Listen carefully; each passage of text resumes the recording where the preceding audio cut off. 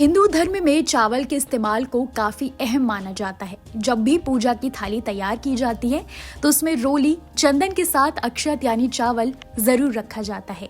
हवन सामग्री में भी कई बार अनाज के तौर पर अक्षत का इस्तेमाल कर लिया जाता है। किसी शुभ काम में भी अक्षत का इस्तेमाल होता है। तिलक के साथ अक्षत लगाने का भी चलन आम है।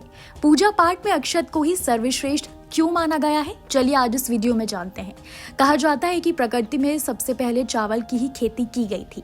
उस समय ईश्वर के प्रति अपनी श्रद्धा को व्यक्त करने के लिए लोग उन्हें चावल समर्पित करते थे।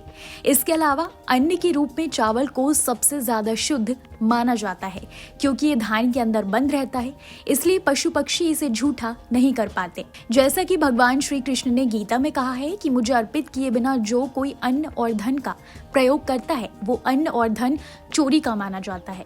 इस तरह अन्न के रूप में भगवान को चावल अर्पित किया जाता है। ये भी माना जाता है कि अन्न और हवन ईश्वर को संतुष्ट कर देता है। इससे हमारे पूर्वज भी तृप्त हो जाते हैं और उनका आशीर्वाद प्राप्त होता है। और अब बात करते हैं कि पूजा में चावल का इस्तेमाल क्यों होता है। चावल का संबंध देवी लक्ष्मी, शुक्र ग्रह और चंद्रमा से माना गया है, जो कि पवित्रता और समृद्धि का प्रतीक है। चावल सफेद रंग का होता है। जैसा हम जानते हैं सफेद रंग माँ सरस्वती का प्रतीक है, इसलिए चावल के सफेद रंग को इससे जोड़कर देखा गया है। तो वहीं दूसरी तरफ चावल धान भी है, अन्न है, इसलिए इसे माँ लक्ष्मी का प्रतीक भी माना जाता है।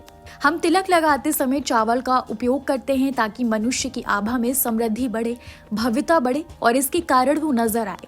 हम ईश्वर को भी वही तिलक लगाते हैं और खुद भी। चावल का संबंध देवी लक्ष्मी, शुक्र ग्रह और चंद्रमा से माना गया है, जो कि पवित्रता और समृद्धि का प्रतीक है। ध्यान रखें, पूजा में हमेशा अक्षत चढ़ाया जाता है। अक्षत का अर्थ होता है जो टूटा ना हो, यानी पूजा में चढ़ाया जाने वाला चावल हमेशा साबुत होना चाहिए। बाजार से लाया गया चावल अगर आप पूजा के लिए इस्तेमाल कर रहे हैं तो उसे पूजा के लिए प्रयोग करते हुए हमेशा एक बार देख लें। पूजा में हम देवताओं का आवाहन करते हैं और उनका अभिवादन करते हैं ताकि इच्छा की पूर्ति हो। 5 तत्वों की ऊर्जा का आवाहन करते हैं, जिसके लिए हम भौतिक सामग्री जो कि तत्वों का ग्रह ऊर्जा का प्रतीक होती है उसका उपयोग करते हैं, जैसे जल, अक्षत, चीनी, रोली, कुमकुम, शहद, घी, लौंग, इलायची, पान के पत्ते, सुपारी, नारियल का प्रयोग होता है। कैसी लगी आपको हमारी ये जानकारी, हमें कमेंट बॉक्स में जरूर बताएं। बाकी धर्मकर्म से जुड़ी तमाम जानकारियों के लिए सब्सक्राइब कीजिए हमारा डिजिटल चैनल और देखते रहिए न्यूज नेशन स्तुति।